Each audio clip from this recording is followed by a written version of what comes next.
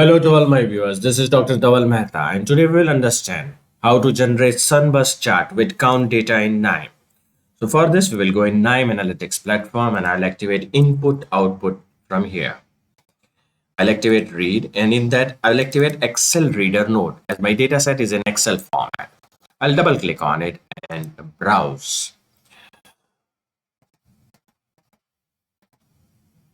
Now I'll locate my file which is in Excel format.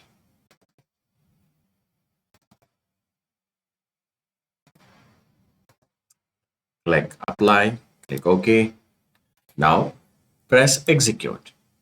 As soon as the node turns green, we are in the position to extract the information from this node. Right click on it and see the file table. Now the data set which we had discussed in my earlier videos of Sunburst chart, we did not have a count. Here we are having a count. Male doctors count, there are 2.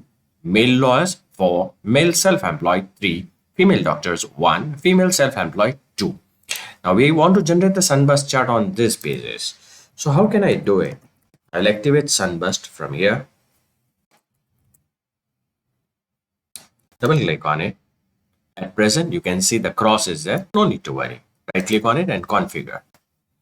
Now, first of all, click here. Generate the image. Gender and occupation. We had discussed in the previous video, but count was not discussed. So from value column, activate the count.